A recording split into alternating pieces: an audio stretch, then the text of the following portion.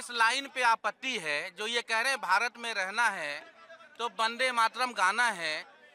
भारत एक ऐसा देश है जो आस्था का देश नहीं है। हमारा भारत देश आस्थाओं का देश है। हाँ। हमारा धर्मनिरपेक्ष देश है। हाँ। हम देखिए जो देशभक्ति है, राष्ट्रभक्ति जो है वो थोपने से नहीं आती है। कौन थोप रहा है? दिल से कौन थोप रहा है? कौन थोप रहा है आपको नहीं पता? आपने डिबेट क्यों रखा? मैं कह रहा हूँ नाम लीजिए, नाम लेकर बात करिए। भारतीय जनता पार्टी थोप रही है क्योंकि हाँ। उनके लिए राष्ट्रगान कोई मायने नहीं रखता। उन्हें राजनीति करनी है और राष्ट्रगान के नाम पर जनता को गुमराह करके मतलब मुद्दे से भटका करके उन्हें सिर्फ राजनीति करनी है और सत्ता पे काबिज रहना है। जनता को अशिक्षित बनाना है, बेरोजगार बनाना है, लेकिन वंदे मातरम कहलवाना है। क्योंकि इन्होंने जो उदाहरण अमेरिका का दिया, राष्ट्र में कितने देश हैं, विश्व में कितने देश हैं, आजकल अमेरिका हावी है भाजपा के दिमाग पे।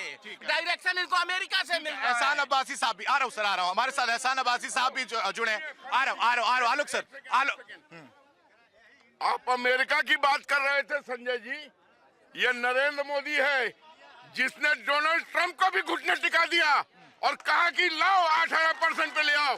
अब बात कर रहे हैं, आज नरेंद्र मोदी के सामने विश्व का कोई भी ऐसा नेता नहीं है जो उसके सामने खड़ा हो सके। ठीक है। भारत की शक्ति वहां तक पहुंच चुकी है। अब किस दुनिया में जी रहे हैं? डोनाल्ड ट्रंप को हमने झुका दिया जिस दिन मदर ऑफ डील की, जिस दिन हमने 27 देशों से देश। ठीक है, इस पर फिर चर्चा करेंगे। आज मुद्दा कुछ और है, आज वंदे मातरम मुद्दा है। एहसान अब्बासी साहब, आप मुझे बताइए कि लोग तो कह रहे हैं, फिरोज साहब ने भी यही कहा और वाजिब कहते हुए नजर आ रहे हैं, वो ये कह रहे हैं कि जबरदस्ती थोपा जा रहा है, जानबूझकर थोपा जा रहा है। वंदे मातरम नहीं कह रहा, बाकी चीजों क्यों नहीं? बिस्मिल्लाहिर्रहमानिर्रहीम। जय हिंद, वंदे मातरम, भारत माता की जय। सबसे पहले तो आपके चैनल के माध्यम से 14 फरवरी है, ये काला दिवस है। पुलवामा के शहीदों को मैं नमन करता हूँ पहले तो, कि जो हमारे शहीद और हमारे जो नागरिक शहीद हुए हैं उनको नमन है। अभी बात हो रही है वंदे मातरम की। वंदे मातरम को तोड़ा क्यों गया? पहले देश को तोड़ा, फिर कांग्रेस ने हिंदू मुसलमान को तोड़ दिया। वंदे मातरम को तोड़ने जब तोड़ा था 37 में, तो ये दिखा दिया कि मुसलमान अलग है, हिंदू अलग है। इस कांग्रेस ने तोड़ा तो है, देश को तोड़ा और मुसलमानों को तोड़ा। रही बात है कि हदीस में जिक्र है, ये खड़े हैं, इनको साथ पढ़े नहीं होंगे, फरमाया है कि जिस मुसलमान हो जिस देश में रहो उस देश से मोहब्बत करो। ऐ मुसलमान हो जिस देश में रहो उस देश से कानून को मानो। ऐ मुसलमान हो जो जिस देश में रहो उस देश के बादशाह का एहतराम करो। क्या हम कर पा रहे? कानून बनाया है, क्या अपराध नहीं हो रहे? कानून बनाया है, क्या कत्ल नहीं हो रहे? कानून बना रहा है, क्या रेप नहीं हो रहे? मुसलमान को ये कहना चाहिए कि हम देश के वासी हैं। वंदे मातरम ये तो उनका तराना है जो हंसते हंसते शहीद हो गए। हमें गर्व है उन पर कि देश आजाद कराया। फिरोज साहब को नहीं है, फिरोज साहब तो कह रहे कि हम वंदे मातरम नहीं गाएंगे। ये सब उनकी मानसिकता क्या है मुझे नहीं पता, लेकिन देश का मुसलमान पूछ लेता हूँ इस देश। फिरोज साहब ठीक है, आता हूँ मैं। फिरोज साहब देखिए, अब तो ठीक है, आपकी बात मैंने ले ली कि रोजगार पर, महंगाई पर बात होनी चाहिए, लेकिन ये भी एक मुद्दा है ना कि वंदे मातरम देश प्रेम का अगर प्रतीक है, जो स्वतंत्रता सेनानी थे उनको एकजुट करने का काम किया, जो ब्रिटिशर से लड़ने की ताकत उस वंदे मातरम गीत ने दी, उसके अगेंस्ट में क्यों जाना है? फिरोज साहब क्यों नहीं गाना चाहते हैं? उससे क्या होता है हमको बताओ पहले। उससे कोई आपको आजादी नहीं मिली? आपको आजादी नहीं मिली क्या? उसी गीत से बहुत कुछ हुआ, आपको आजादी नहीं मिली क्या? नहीं मानते क्या आप लोग? अरे तो कोई देश का विकास का आप गाएंगे या नहीं? ठीक है, आप गाएंगे या नहीं? अरे इससे मतलब नहीं है। तो आप गाएंगे या नहीं? विकास की बात करो। आप गाएंगे? नहीं गाएंगे, नहीं गाएंगे, नहीं गाएंगे। आ रहा हूँ सर, सबका ओपनिंग कमेंट लेता हूँ, फिर मैं आता हूँ। जी देखिए, आपने रिएक्शन देख लिया, देखिए आप कह रहे हैं कि नहीं, देखिए नहीं गाएंगे। मैं बता रहा हूँ ना, ये क्या है कि मुल्लाओं ने मुसलमानों में जहर भर रखा है और वो जहर भरा गया है। क्यों भरा गया है? कि हिंदुओं से नफरत करनी है आपको। वंदे मातरम में है क्या? माँ तुझे सलाम है ना, है क्या वंदे मातरम? माँ तुझे सलाम, माँ तुझे सलाम कहने में उनको दिक्कत नहीं है, लेकिन वंदे मातरम कहने में दिक्कत है। वर्ड्स के मीनिंग आप समझिए, है ना, लेकिन ये मौलानाओं ने जहर भर रखा है। वो जहर आपको दिखाई दे रहा है, फिरोज साहब में वो थोड़ी है। फिरोज साहब थोड़ी है, वो जहर है।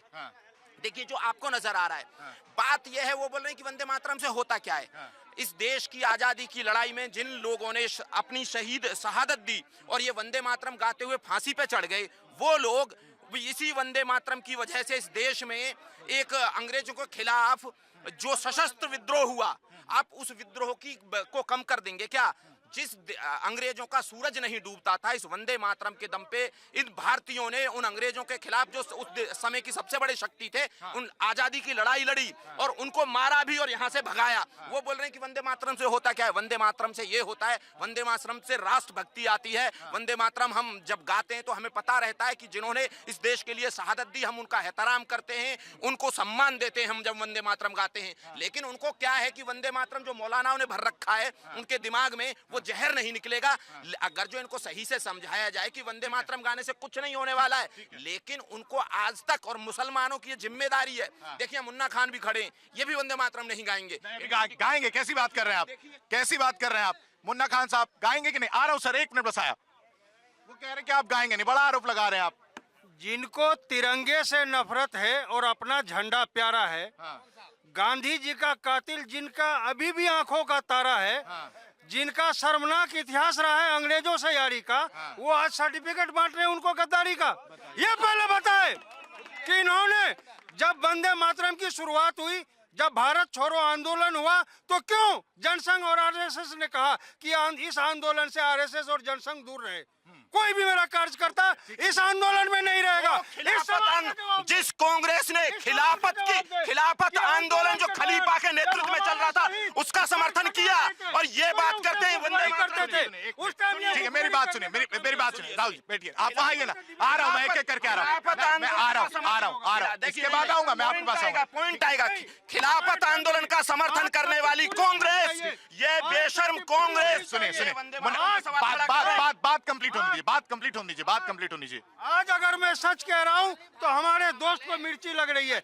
इनके पास उन सवाल का जवाब नहीं है कि भारत छोड़ो आंदोलन के दौरान जब हमारे देश के वीर जवान भगत सिंह और चंद्रशेखर और अशफाकुल्ला खान हो, जब वो शहीद हो रहे थे, तो ये क्यों इन्होंने घोषणा की आरएसएस और जनसंघ ने कि हमारे जितने भी कार्यकर्ता हैं वो इस आंदोलन से दूर रहे, इस आंदोलन में भाग नहीं लेना है। इन्होंने संविधान का विरोध किया, इन्होंने आजादी का विरोध किया। ये वो मुखबर लोग हैं जो अंग्रेजों को मुखबरी करते थे, अंग्रेजों की दलाली करते थे। ये दलाल है, इनको दलाली। ठीक है, 1 मिनट, ठीक है, नहीं मैं आ रहा हूँ, रिएक्शन लूंगा मैं आपका। गलत फैक्ट है। आजादी का विरोध कैसे किया बताइए? मैं बताता हूं। जिस अंग्रेजों का सूरज डूबता नहीं था दुनिया में, जो आधी दुनिया के शासक थे, उनके खिलाफ सशस्त्र विद्रोह करने का सबसे पहले अगर जो किसी को श्रेय जाता है, और जिसको कांग्रेस के नेता ए ह्यूम की पार्टी जिस 1957 की लड़ाई को गदर कहती थी, उसको स्वतंत्रता संग्राम कहने वाले सबसे पहले वीर सावरकर है ना। 1857 रुकिए, हाँ रुक जाइए, है ना। और जो अंग्रेजों के खिलाफ सबसे पहले सशस्त्र विद्रोह की शुरुआत की, वही तो ये कह रहे हैं आरएसएस और जनसंघ ने क्यों नहीं किया? अरे वीर सावरकर कौन थे मुझे बताइए। अरे अपने पहले आप पोडियम पे आइए, वापस पोडियम पे आइए। देखिए नहीं गरिमा बनाए रखे, गरिमा बना के जनता के सवाल। ठीक है, आ जाइए। जनता कर रही है कि जितना हिंदी अंग्रेजी पढ़ना है इंडिया में पढ़ो, नहीं तो पाकिस्तान, बांग्लादेश और कहीं विदेश में जाके पढ़ते, वंदे मातरम नहीं कहते हैं तो वहीं गाड़ देता और उठते नहीं।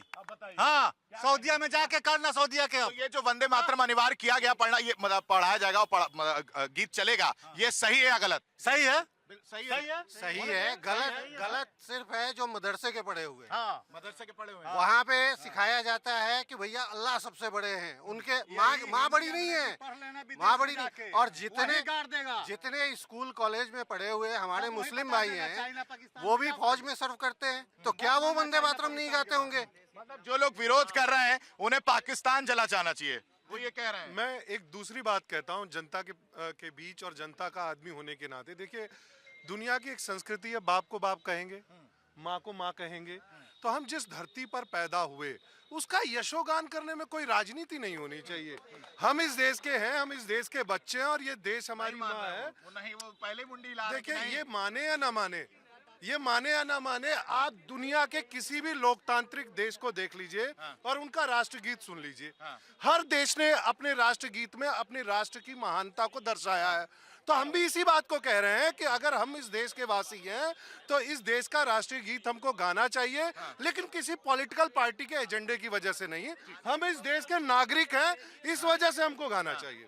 इस देश के नागरिक हैं, इसलिए हम वंदे मातरम हमें गाना चाहिए और किसी को इसका ऑब्जेक्शन नहीं करना चाहिए। आप बताइए, आप तो कह रहे हैं कि नहीं। वंदे मातरम, मैं आपकी ऐसी मुंडी को क्या समझूं? मैं बता रहा हूँ, वंदे मातरम, हाँ। वंदे मातरम के बाद देश को मिला संविधान। वंदे मातरम के बाद देश को मिला संविधान, और देश चलता है संविधान से, और संविधान ये कहता है, और संविधान के बाद भारतीय जनता पार्टी की राजनीति के बाद सुप्रीम कोर्ट का गाइडलाइन है क्लियर कि आप इसे जबरदस्ती नहीं थोप सकते, इसका सम्मान होना चाहिए। तो बताइए जरा, वंदे मातरम का सम्मान भारत में कौन नहीं करता है? एक स्टेटमेंट बताइए जो कहता है कि हम वंदे मातरम का नहीं। फिरोज साहब चले गए, फिरोज साहब उनका विरोध नहीं, वो तो कह रहे नहीं गाऊंगा। उनका कहना ये है कि आप सरकार का काम है महंगाई, बेरोजगारी। वो तो एक मुद्दा है, मैं मानता हूँ, लेकिन ठीक है, क्या मानता नहीं? हाँ, जो मुद्दा नहीं है उसको आप उठाएंगे। तो ये वंदे मातरम मुद्दा नहीं है। आलोक जी आ रहा हूँ सर, आलोक जी ये मुद्दा ही नहीं है, वंदे मातरम उनके लिए मुद्दा ही नहीं है। देखिए, अगर कोई अपने बाप को बाप नहीं कहना चाहता, माँ को माँ नहीं कहना चाहता, तो मैं उसका क्या कर सकता हूँ। लेकिन हम जब तक इस धरती पे हैं, हम वंदे मातरम कहेंगे और भारत माता की जय कहते रहेंगे। चाहे विद्या, बिल्कुल नहीं, हमारे पूर्वजों ने, हमसे बड़ा राष्ट्रभक्त इस देश में कोई नहीं है। इस देखिए, वीर सावरकर ने सबसे पहले विद्रोह किया था अंग्रेजों के खिलाफ, और काला पानी की सजा सबसे ज्यादा उन्होंने काटी थी। ये देखिए, गलत बात मत कीजिए। और अगर भगत सिंह के साथ अशफाक उल्लाह खान बोल सकते हैं वंदे मातरम, तो आपको बोलने में क्या तकलीफ है? बताइए। नहीं, संविधान, ये देश संविधान से चलता है, और संविधान हमें कहता है कि अगर मैं नहीं बोलूं तो किसी की ताकत नहीं है कि हमसे बुलवा ले। हाँ, सम्मान करना मेरा अधिकार है, मैं इस देश में रहता हूँ, देश हमारे लिए सर्वोपरि है, तो सम्मान की बात है। आप किसी को जबरदस्ती नहीं कहलवा सकते, नहीं गलवा सकते। उसके इच्छा अनुसार अगर वो गा सकता है तो गा ले, नहीं तो आप उस पर प्रेशर नहीं डाल सकते। दूसरी बात, इन सारे मुद्दों को भटकाने के लिए कहीं ना कहीं भारतीय जनता पार्टी शमशान, कब्रिस्तान, हिंदुस्तान, पाकिस्तान, इन मुद्दों की बात लाती है। मैं आपको कहना चाहता हूँ कि ये बताए इनका वादा क्या हुआ। जो वादा था उसमें इनका काम आधा भी हुआ है। तो जनता ने जवाब दिया था, वो तो कह रहे हैं कि सब रोजगार वाले। नहीं, अभी पूछिए, सबने तो जवाब दिया नहीं दिया या नहीं दिया? अभी पूछा था रोजगार पे, आप कहाँ एक भी हाथ उठा था? आपको शर्म नहीं आती है झूठ बोलते हुए? देखिए, $4 ट्रिलियन की इकोनॉमी हुई है, तो रोजगार जनरेट हुए हैं, इसमें कोई शक नहीं है ना। अगर जो पैसा बढ़ रहा है लोगों के पास, तो रोजगार जनरेट हो रहे हैं। तो एक तो ये चीज है। ये दूसरी बात बोल रहे हैं कि भाई वीर सावरकर वीर नहीं थे। मैं कहता हूँ वीर सावरकर वीर थे। ये वो लोग हैं जो माफियाओं से इनकी बात नहीं होते। ये माफियाओं के सामने जो सर झुका दिए, जिनके नेता माफियाओं के कुत्तों से हाथ मिलाते थे, ये उस आदमी के लिए वीर नहीं बोलते जो अंग्रेजों के खिलाफ लड़ गया, सशस्त्र विद्रोह कर दिया। जबकि डर था कि जो दुनिया की सबसे बड़ी शक्ति है वो चाहे तो वो मार सकती थी, लेकिन निडर होके जो आदमी अंग्रेजों के खिलाफ लड़ा, वो वीर नहीं तो क्या है? कुछ कहना, मैं आ रहा हूँ सर, अब्बासी साहब कुछ बहुत देर से कहना चाह रहे हैं, फिर पब्लिक से सवाल लूंगा। आशीष जी, राष्ट्रगीत और राष्ट्रगान ये दो आंखें हैं हिंदुस्तान की। ये धर्म जाति से बढ़कर हैं, मेरी जान से ही बढ़कर भी हैं। जनता क्यों नहीं मान रही है जो खड़ी है? कोई बात नहीं, मानेंगे।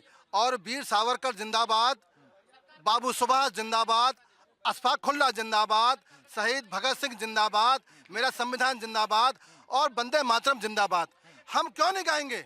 हमें गाने का अधिकार है। हमें इस्लाम कहता है कि है मुसलमानों, इस देश से मोहब्बत करो, कानून से मोहब्बत करो। लेकिन कुछ मुट्ठी भर लोग हैं जो कि सत्ता पाना चाहते हैं, वो मुसलमानों को बगलाते हैं। इस देश का मुसलमान देश के साथ है, संविधान के साथ है, तिरंगे के साथ है, और भारत माँ के साथ है। जनता। और जनता का जो रुझान है वो, ठीक है, एक मिनट, अभी कांग्रेस के मित्र कह रहे थे कि आपने कुछ नहीं किया। भाई बंटवारा क्यों हुआ था? जिन्ना की गंदी सोच ने, जिन्ना की, एक मिनट, मंच मांग रहे हैं, आ रहा हूँ, वो मंच मांग रहे हैं। सवाल ले लेता हूँ। इतने लोगों में पहले तो जोरदार तालियां होनी चाहिए इनके लिए, क्योंकि इतने लोगों में एक महिला आगे निकल कर आई और अपनी बात कहती हुई नजर आ रही है। आपका सवाल जितने लोग इनसे पूछ सकती हैं। भैया मेरा सवाल ये है, बेरोजगारी तो है, 12,000 में इंसान अपने बच्चों का पेट भरेगा या किराया देगा? सिलेंडर इतना महंगा है, तेल इतना महंगा है, आटा इतना महंगा है, किराया इतना महंगा है, तो क्या करेगा आम इंसान? आलोक जी आप बताइए, ये इस सवाल से तो आप नहीं जा सकते। मैंने सवाल सुना नहीं। वो कह रहे हैं कि इतनी महंगाई है कि हम पैसा बचाएं कि खर्च करें, समझ नहीं आ रहा है। ठीक है,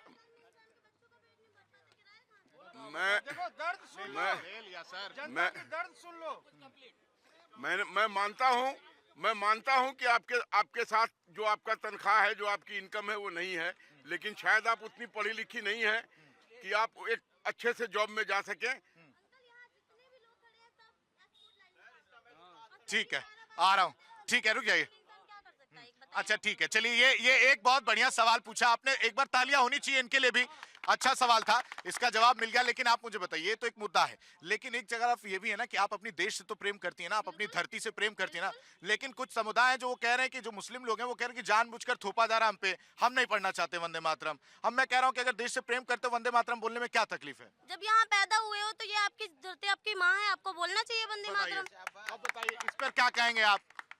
तो ठीक है, महंगाई वाले पे आपने उन पे ताली बजाई, लेकिन इस पर आप क्या कहेंगे? मैं ये कह रहा हूँ कि देखिए, बात दोनों अलग अलग है। अलग अलग कैसे? वो तो हो गया, वो तो ले लिया सर, इस पर जवाब दीजिए ना।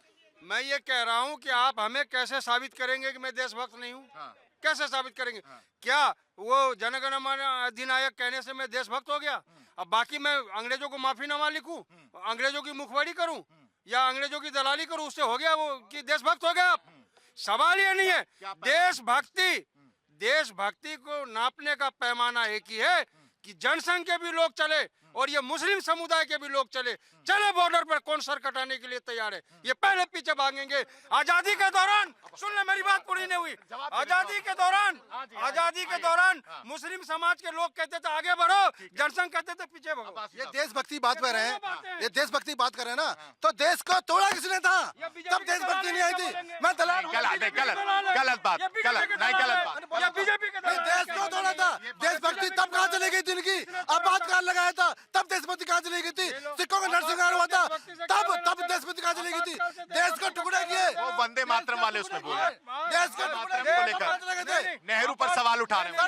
मैं ये कह रहा हूँ, इनकी एक फितरत है, बात करते करते कभी लाल किला, कभी ताजमहल, देशभक्ति नहीं थी इसके अंदर। देशभक्ति कभी थी नहीं कांग्रेस में। ये तो देशद्रोही लोग हैं। सवाल है। देखिए, ये अभी मुन्ना भाई कह रहे थे बहुत बेरोजगारी है।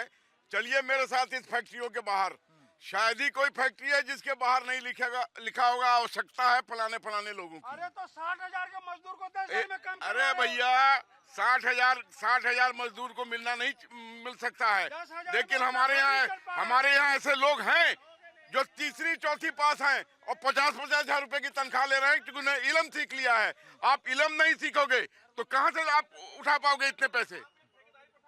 चलिए ठीक है, नहीं ठीक है, आता हूं मैं आपके पास आता हूं। नहीं ठीक है, मेरी बात सुनिए, बोलिए। आपको पता है ठेकेदारी पता चल चुकी एम्प्लॉइज की? गलत बात। देखिए, अगर कोई पर्सनल आपका प्रॉब्लम है तो आप अलग जाकर सॉल्व कर सकते हैं। नहीं पर्सनल प्रॉब्लम है आपकी।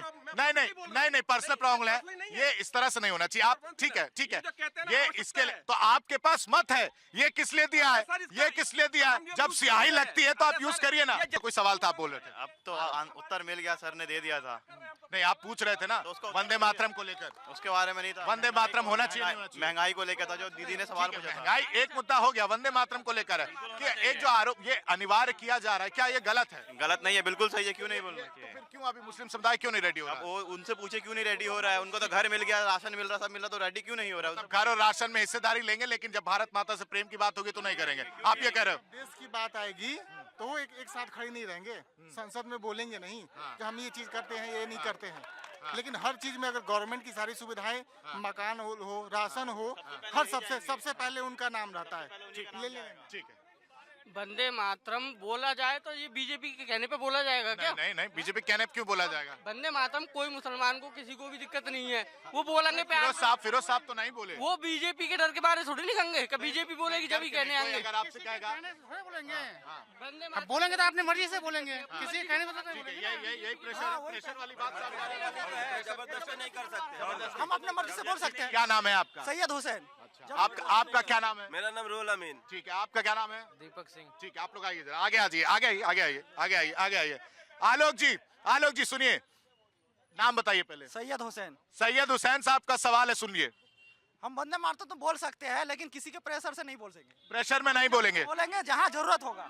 देखिए इंडिया डेली 24/7 अब आपकी स्मार्ट टीवी पर। इंडिया डेली मौजूद है सभी डिजिटल प्लेटफॉर्म पर लाइव और लगातार। इंडिया डेली 24/7 हर दिन राष्ट्र को समर्पित।